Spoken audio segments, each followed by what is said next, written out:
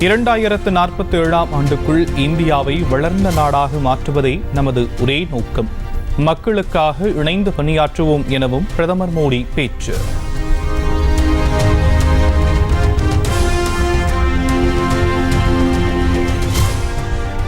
அணுசக்தி, விண்வெளி உள்ளிட்ட இலாக்காக்களை தன்வசம் வைத்துள்ள பிரதமர் மோடி கொள்கை சார்ந்த முக்கியத்துவம் வாய்ந்த துறைகளை நேரடி கட்டுப்பாட்டில் வைத்திருக்க முடிவு.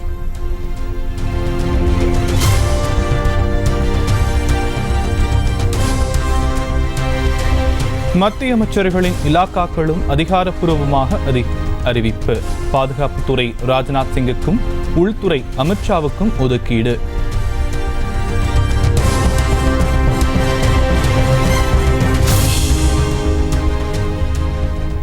தமிழகத்தை சேர்ந்த நிர்மலா சீதாராமனுக்கு இந்த முறையும் நிதித்துறையே ஒதுக்கீடு. ஜெய்சங்கர் வெளியுறவுத்துறை அமைச்சராக தொடர்வார் என்றும் அறிவிப்பு.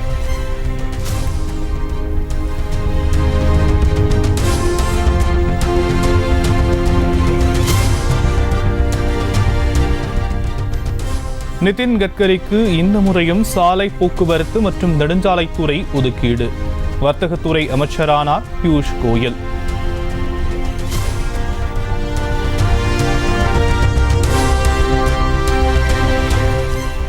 பாஜக தேசிய தலைவர் நட்டாவிற்கு சுகாதாரத்துறை ஒதுக்கீடு.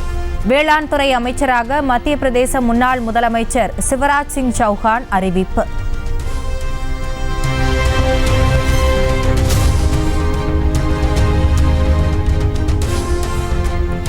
அஸ்வினி வைஷ்ணவுக்கு கடந்த முறை ஒதுக்கப்பட்ட ரயில்வே துறை இந்த முறையும் ஒதுக்கீடு.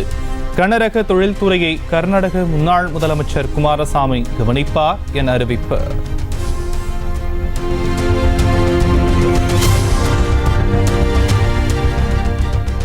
தமிழகத்தின் எல்முருகன் நாடாளுமன்ற விவகாரங்களுக்கான இணையமைச்சராக நியமனம்.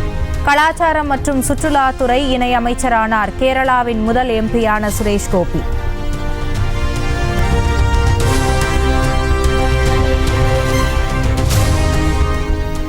பீகார் மாநிலத்திலிருந்து மட்டும் 8 பேருக்கு மத்திய அமைச்சரவையில் இடம். பிரதமர் மோடி ஆட்சியமைக்க முக்கிய பங்கு வகித்ததால் முன்னுரிமை.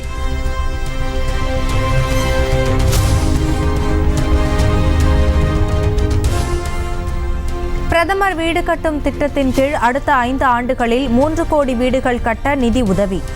பிரதமர் தலைமையில் நடைபெற்ற மத்திய அமைச்சரவை கூட்டத்தில் ஒப்புதல்.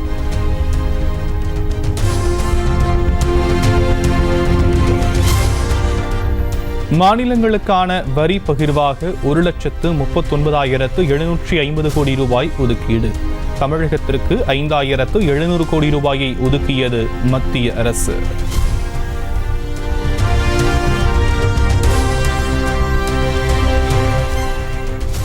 பிரியங்கா காந்தியுடன் இன்று ரேபரேலி தொகுதிக்கு செல்கிறார் ராகுல் காந்தி. பிரம்மாண்ட வெற்றியை பரிசளித்த வாக்காளர்களை சந்தித்து நன்றி தெரிவிக்கிறார்.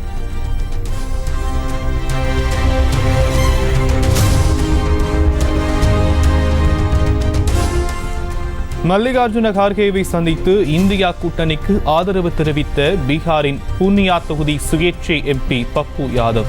ஆதரவு மக்களவை உறுப்பினர்களின் எண்ணிக்கை 235 அதிகரிப்பு.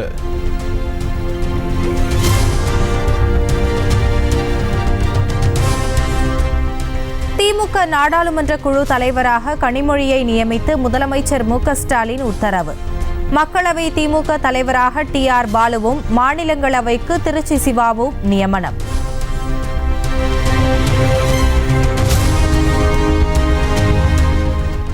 தமிழகத்தில் வரும் 14ஆம் தேதி வரை அதிகபட்ச வெப்பநிலை 3 டிகிரி செல்சியஸ் வரை உயரக்கூடும்.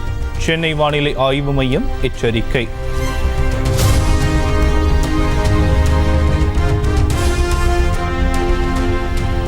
சென்னை கோயம்பேடு சந்தையில் தினமும் 10 ரூபாய் உயரும் 1 கிலோ தக்காளி. மொத்த விலையில் 50 ரூபாய்க்கும் சில்லறை விலையில் 70 ரூபாய் வரைக்கும் விற்பனை.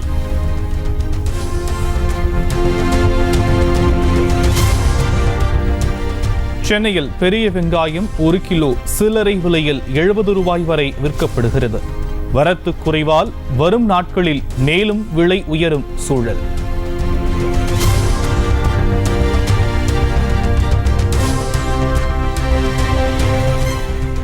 இன்று முதல் பயன்பாட்டுக்கு வந்தது திருச்சி பன்னாட்டு விமான நிலையத்தின் புதிய முனையம்.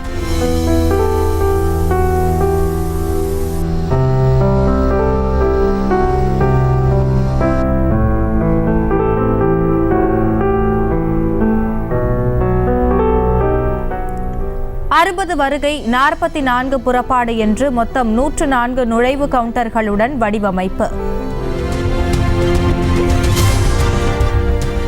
திருநெல்வேலி டிஐஜி பர்வேஷ்குமார் மதுரை மீனாட்சி மருத்துவமனையில் அனுமதி. திடீர் உடல்நலக்குறைவு காரணமாக சிகிச்சை அளிக்கப்படுவதாக தகவல்.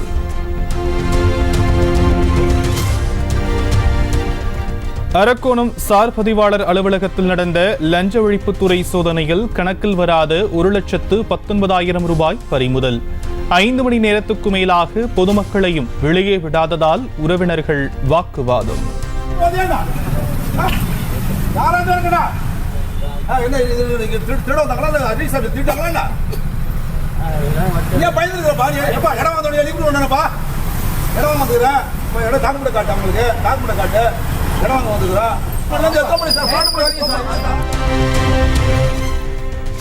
குடியரசுத் தலைவர் மாளிகையில் அமைச்சரவை பதவியேற்பின் போது சிறுத்தை போன்ற உருவம் நடமாடும் வீடியோ வெளியாகி அதிர்ச்சி.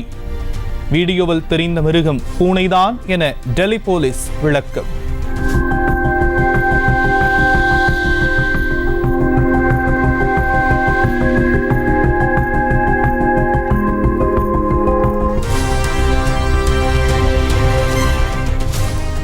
ஜம்மு காஷ்மீரில் பயங்கரவாதிகள் தாக்குதல் நடந்த ரீசி பகுதியில் என்ஐஏ அதிகாரிகள் ஆய்வு. ராணுவம் மற்றும் மத்திய ரிசர்வ் படை உதவியுடன் தீவிர தேடுதல் வேட்டை.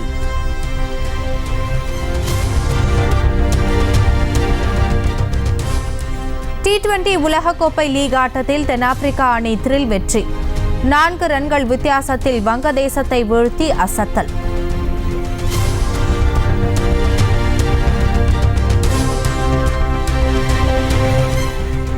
பிரான்சுக்கு குடும்பத்துடன் சுற்றுலா சென்ற இந்திய அணியின் முன்னாள் வீரர் MS தோனி. ஈஃபில் டவர் முன் மனைவி சாக்ஷி மற்றும் மகள் ஜீவாவுடன் உற்சாக போஸ்.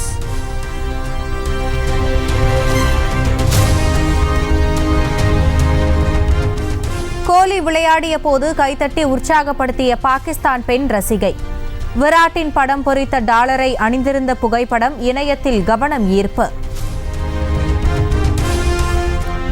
வடலூர் வள்ளலார் சத்தியஞான சபையில் வைகாசி மாத ஜோதி தரிசனத்தை காண குவிந்த பக்தர்கள்.